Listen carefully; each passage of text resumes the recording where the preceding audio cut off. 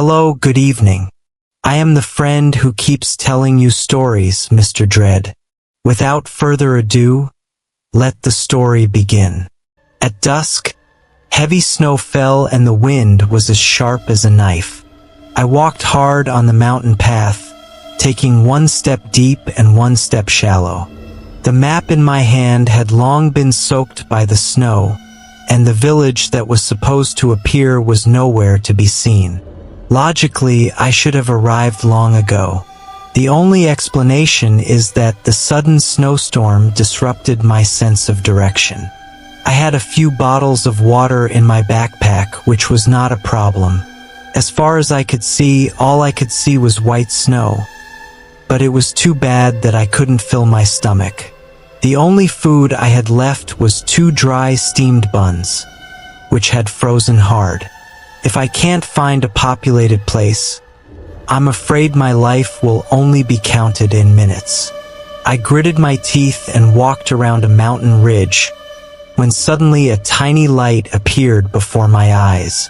It was like a flame emerging from the darkness, so small that it was almost unreal, but I seemed to see a glimmer of hope.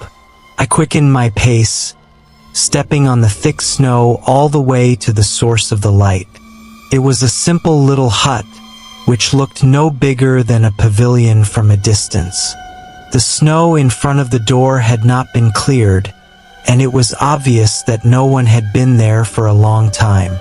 A gray-white wooden plaque hangs on the lintel, with 3 old, mottled ink characters on it, Burial Temple. This name sounds eerie, but it actually aroused my interest. Perhaps this was a self-deprecating name given by an ancient person, or perhaps it was a practitioner who lived in seclusion and saw through the fickleness of human nature. If I could sit and chat with such an old man on a snowy night, it would be worth the trip. I knocked gently on the door. "Excuse me, is anyone there?" A low, slow voice came from inside the door. "Come in. The door is not locked." I pushed the door open and walked in. There was only one candle lit in the nunnery, and the flickering candlelight illuminated a small area of warmth at the door. In the corner, an old monk sat cross-legged on a cushion, his robe gray and white, his figure as still as a stone statue. He raised his head slowly, his voice old but compassionate. "Donor, please sit down." I bowed and sat cross-legged on the mat opposite him and said softly, "Master, it's snowy outside and hard to walk. I'm lost. Can I stay with you for one night?" The old monk hid his hands in his sleeves, his face calm. "Donor, you must have a destiny to come here in such weather." I just smiled and said nothing. He suddenly raised his eyes, as if talking to himself, or as if giving a revelation. "The world is bustling with people all for profit. The world is bustling with people all for profit. The 3 poisons are born from greed, anger, and ignorance. All living beings are addicted, and it is difficult to get rid of them." I was stunned for a moment. The mountain was covered with snow, and I was just looking for a place to stay. How could this hit me so hard? The old monk changed the subject and said in a deep voice, "There is no peace in the 3 realms. It is like a burning house." I hesitated for a moment and replied, "Well, if I know it is impossible but still do it, I will go even if there are thousands of people against me." He nodded slightly, his eyes like water. "Everything you look to is false." At this time he suddenly asked me, "Donor, have you ever practiced the Sutra of Infinite Purity?" I shook my head. "No, but the world does not respect me. I keep myself pure. People do not show me mercy. I want to show mercy. Cause and effect are clear, and they are in my heart." The old monk's eyes moved slightly, as if he was pleased, and he said, "The donor has a lot of wisdom, but there is no tea or wine in Zen practice. I can only share an old story with you tonight." I leaned my back against the wall, trying to make myself more comfortable, and took out a dry bun from my bag and handed it to him. "Then please start the lecture. Would you like to have a bite?" The old monk smiled faintly. The desire for food and drink is the easiest to disturb the mind. I took a bite of the bun and replied softly, "If there is a form, then you will be attached to it. If there is no form, then you can break it. If that's the case, then it's effective once it's eaten. Why do we need to force no form?" The old monk smiled without saying a word and slowly closed his eyes. "Then please tell me your story, master," I said. He sat quietly for a moment before speaking. "Then please listen carefully. Do you know that my family was originally a prominent family 30 miles away? Almost all the property within 100 miles is my family's." The old monk's tone was calm, but there was a sense of being in another world. "But although my family is wealthy, the number of people is very small. In my generation, I am the only one left." "Why did the master become a monk?" Couldn't help but ask. He lowered his head and pondered for a while, as if he was flipping through a memory that had been buried for many years. "That year I was 19 years old, and an uncle-in-law arranged a marriage for me. The other party was the third daughter of the Bai family of Chengda Hall in Beishan. She was a talented woman famous far and wide in that area, gentle and virtuous, and as beautiful as a fairy. It turns out that Master was also a romantic young man in his youth. Couldn't help but chuckle. He was unmoved and continued calmly. Just 3 months after our wedding, she died of a sudden illness. The illness came quickly and left decisively. I didn't even get to hold her hand. I could only watch her leave me. I stopped smiling and whispered, "My condolences." He shook his head, his eyes still calm. "All appearances are false. Joys and sorrows, separations and reunions are nothing but floating clouds." He put his hands together, as if he was silently praying for the past. That posture seemed to have really become the Akalanatha statue in the Buddhist shrine. "Master, did you later abandon your family and become a worldly person?" I asked. "On the 3rd day after her death, I made up my mind. I dug a deep hole on the ancestral mountain and asked someone to carry her coffin and bury it in it." He paused, and his tone became lowered. "I asked everyone to leave, leaving only me. Then I lit a small lamp, took some wine, and walked step by step into the bottomless tomb passage." He spoke slowly, as if that snowy night, that cave, and that silent farewell were replaying before his eyes. I ordered people to dig a very deep cave. Took half an hour to walk in. It became colder and colder as we walked in. However, since there was no ventilation in the cave, it was warmer than outside. Her coffin was placed in a stone chamber at the end. He lowered his head, his voice trembling slightly. "I specially asked a craftsman to make that coffin. It was made of the finest mahogany, thick and solid." I sat on the chair next to her, with a live wire and a bottle of wine beside me. I thought that after I finished drinking this pot of strong liquor, I could go with her. His tone suddenly softened, like the wind blowing through the night. "I once made a vow to her to live together and die together. Now that she is gone, I don't want to live alone." My heart tightened when I heard this, and I couldn't help but whisper, "Did you drink that bottle of wine?" He smiled softly. When I opened the coffin, I saw her. She was still so beautiful. That kind of beauty seemed to come from another world. But her face was pale and stiff like a sculpture, with a hint of a smile on the corner of her lips. That smile was so cold that it made me shudder, but it also made me reluctant to close the coffin lid. He paused, his expression turned grim. Beside her mouth, there was a huge rat, gnawing at her lips. I saw with my own eyes that rat's belly was swelling up, as if it had sucked enough of her bright red flesh. I roared and smashed the mouse against the wall of the cave. It bounced up like a ball and fell to the ground, its limbs twitching. I gasped, my mind filled with the horrifying image. "Master, you didn't leave at that time?" He smiled bitterly. I pushed up the coffin lid, blew out the lights, and wanted to end everything. But hunger, like a poisonous snake, slowly awakened in my body. I didn't drink the wine. I just sat in the dark and listened to my heartbeat getting faster and faster. At that moment, I no longer felt like a loving husband.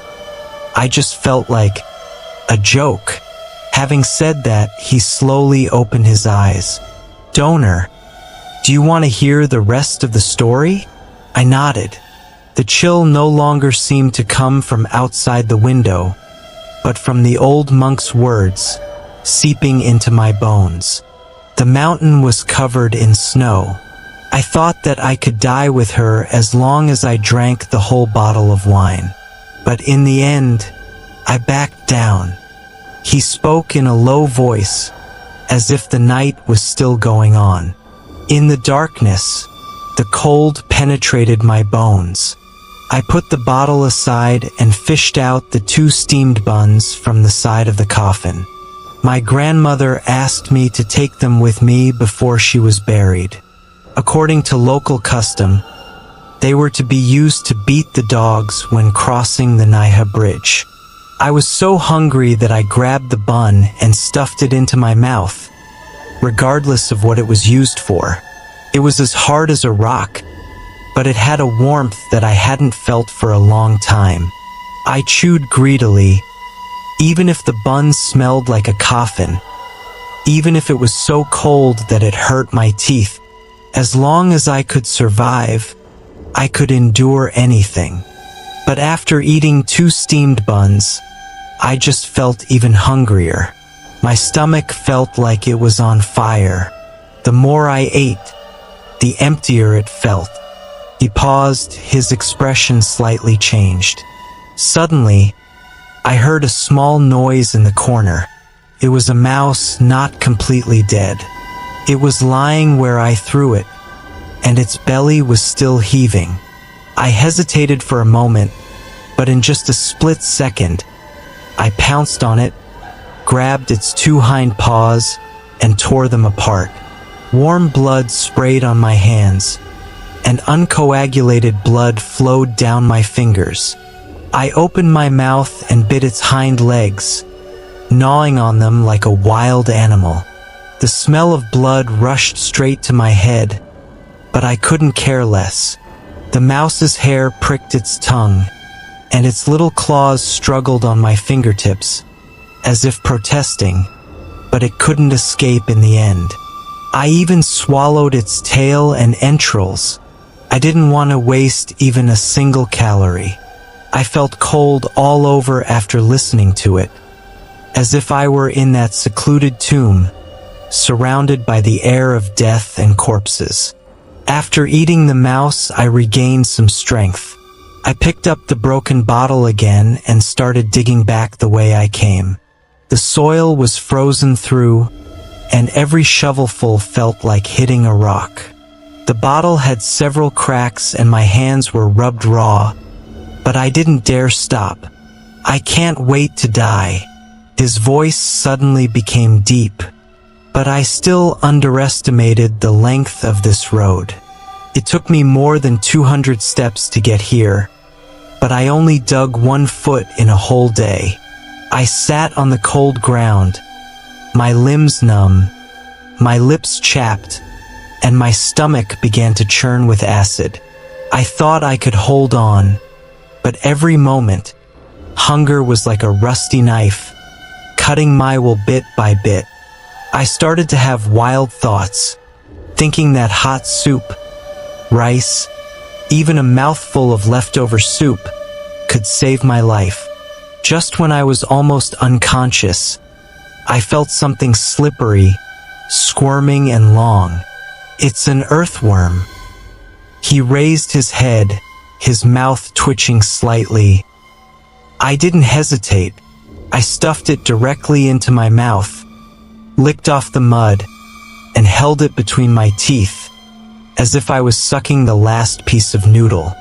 It struggled, but was soon chewed into pieces and swallowed. The taste was actually better than that of a rat. My scalp tingled, but I couldn't bear to interrupt him. I felt all over the cave wall and only found this one earthworm. There are few insects and ants in winter, and those buried underground are even harder to find. There is nothing else. At that time, I began to hate myself. Why didn't I die? Why did I have to live? I fell asleep. I dreamed that I was sitting by the stove, with wine and meat on the table.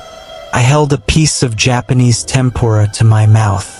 The moment I bit it, a sharp pain pierced my spine. I woke up. After waking up, I found myself holding a piece of my little finger in my mouth. I held my breath, unable to imagine the despair of that moment. I actually bit off my own finger in my dream, and when I spit it out and put it on my hand, my first thought was not horror, but, can I eat it? I peeled the skin with my teeth, sucked out the marrow, and swallowed the pinky whole. That helped me recover a little, but I didn't have the courage to bite another one.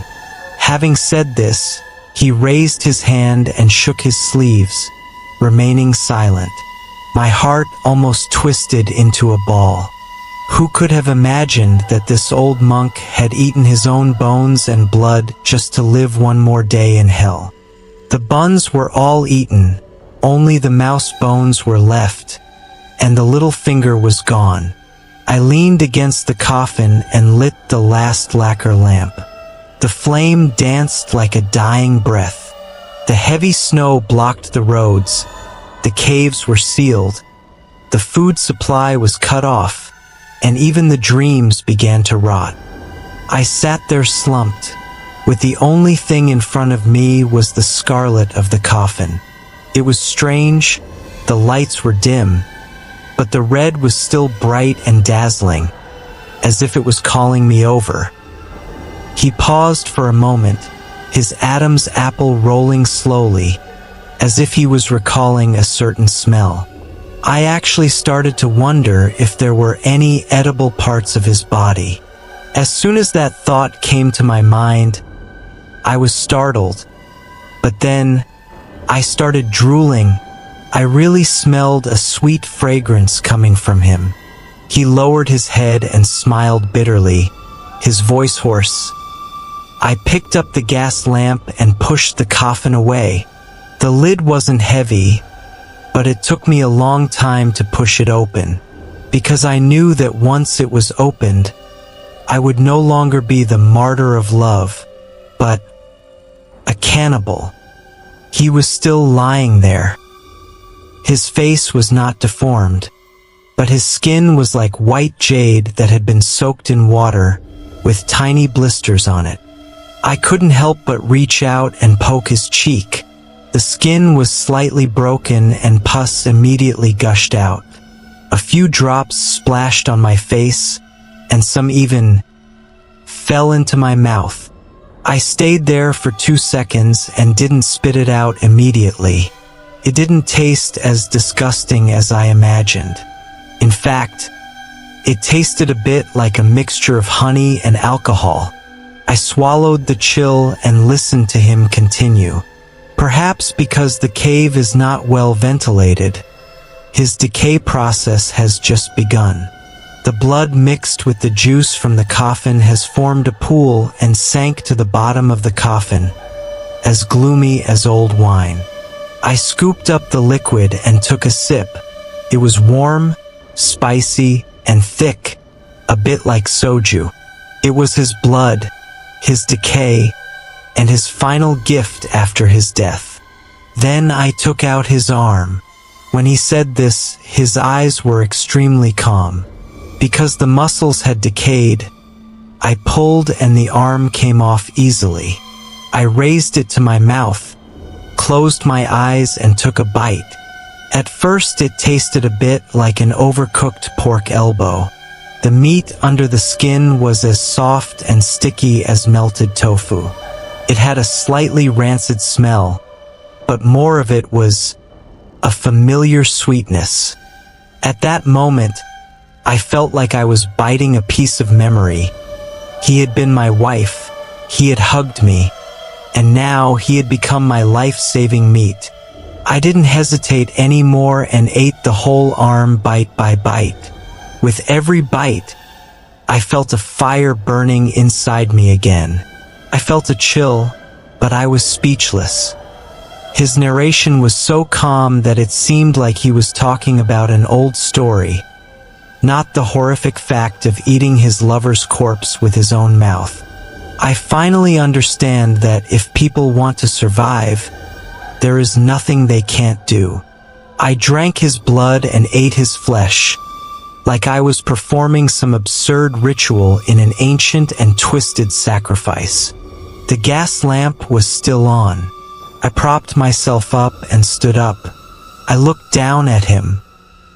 He was missing his arms and looked more like a broken doll than a human being. And I am no longer the lover who swore to die for love. I am just a beast, hungry to the extreme.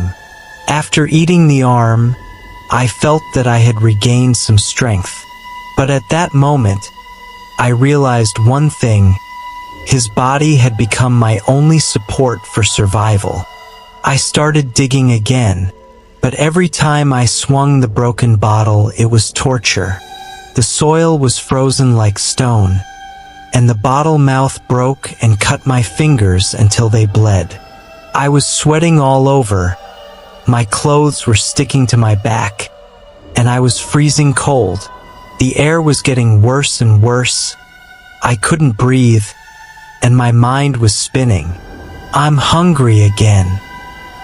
He sighed softly, as if telling a nightmare that no one understood. I went back to the coffin and didn't close the lid. I looked at him. His face had become blurry. The blood had faded, and his skin was swollen like steamed buns. I lifted his robe and thrust my hand into his abdomen. His belly was like cooked rotten cloth, and it broke in two with a slight tear.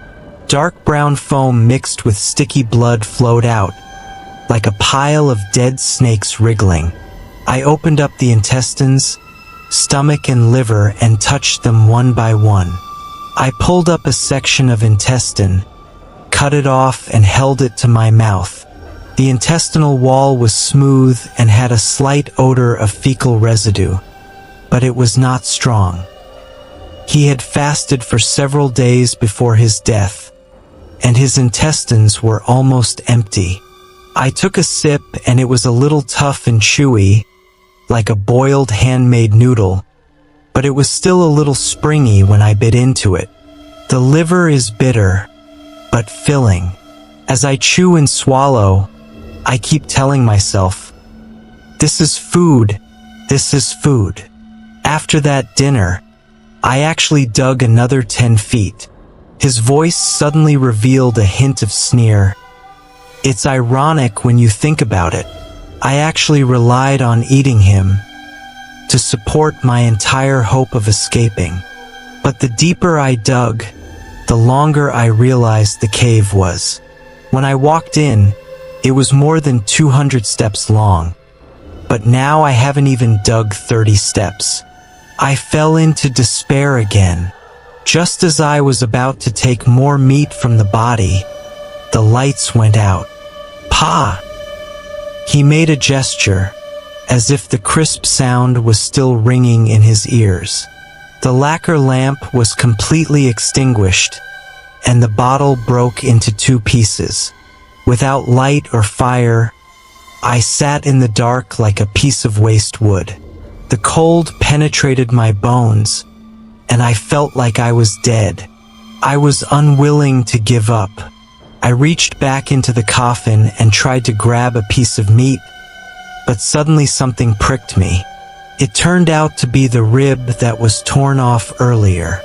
I suddenly had an idea and pulled out the sharp rib. It was much more useful than a broken bottle, and I started to dig the soil with the bone. I dug mechanically. When I got tired, I went back to drink some corpse fluid. When I was hungry, I reached into the coffin to feel for a piece of meat. Sometimes it's the belly, sometimes it's the shoulder, and at first you can tell where it is, but then it's all the same. Decay makes everything slimy and indistinguishable. He closed his eyes gently, and his voice was so low that it was almost inaudible. I couldn't even tell which part of it I was eating. All I know is that I'm still alive. The air was getting more and more turbid, and I often couldn't catch my breath. Hunger was like a shadow clinging to my back, licking every inch of my skin. At that time, I was no longer me. I was just a part of that cave, a crawling piece of desire. I don't know how much time has passed. The air is getting more and more polluted. My consciousness is starting to get muddy. Even hunger is getting blurred. I no longer felt hungry or in pain. My limbs just felt weak, and there was a buzzing in my ears, as if every breath I took was like pulling a long snake out of the mud. When I reached into the coffin for the last time, what I touched was no longer flesh. All that's left is a slippery head. He slowly raised his head, his eyes seeming to look through me into the distant past. I held up the head and used the tip of my tongue to tease the eyeballs that had long since rotted in his eye sockets. Those eyes that once smiled at me were now rolling around like beads in the mouth of a stone lion. I know there's nothing left for him to eat. I held his hollow head, leaned against the coffin, and laughed quietly. In the darkness, my laughter was like ice water falling into a deep well, echoing in circles. Maybe he is laughing too. I felt cold all over, not knowing whether it was because of the story or because of the calmness that transcended life and death when he told it. It was then that I realized that if death is nirvana, then living is just a slower way to decay. I have lost hope. I even feel that if I die slowly like this, it would be a mercy. But just when my life was at its weakest, I heard a sound like some giant beast rolling in the ground. Boom! He suddenly raised his hand and slapped the mat, which scared me so much that I trembled. That side of the tomb passage collapsed. The light pierced into the cave like a knife. Couldn't open my eyes. I could only hear the snow rushing and the rocks sliding. I thought it was an illusion until I actually touched the pile of wet and cold snow. It turned out that I dug the hole too deep and actually dug to the other side of the mountain. As the spring snow melted, the mountain could not bear the weight and the rock wall collapsed. I crawled out alive. The remaining snow had not yet melted, and a few wild plum trees were trembling slightly in the cold wind. The sun shone through the snowy forest and fell on my blood-stained face. He took a deep breath, as if he was smelling a ray of warm sunshine in the world. I stand on the top of the mountain, covered in blood, with my lover's flesh and blood in my stomach, but my eyes are filled with spring. I was speechless for a long time. The story of the whole night seemed to trap me in that deep hole, chewing carrion with him, swallowing silence, waiting for the light. He tilted his head slightly and looked out the window. So, benefactor, do you still believe my story? I lowered my head and smiled bitterly. Master, your story is so vivid. It sounds like a newly compiled vernacular novel, or a parable from an obscure Buddhist scripture. But the Shurta Hall you mentioned no longer has this name. If that was something you experienced personally, it must have happened decades ago. How could it be so clear? The old monk said nothing, but stood up calmly and said, "Donor, it's dawn." I followed him to the door. The snow outside had not yet melted, and the sun shone in front of the temple, emitting bright red and pure white. At that moment, I couldn't tell the difference between the human world and the dream. He slowly extended his hands and put them together in greeting, but I was shocked to find that his right hand was missing a little finger. At that moment, the chill rose from the soles of my feet, as if the mountain breeze was blowing across my back. I am Mr. Dread, a friend who will accompany you into the night with stories. If you have experienced something similar, please leave your story in the comments section. We see you in the next story.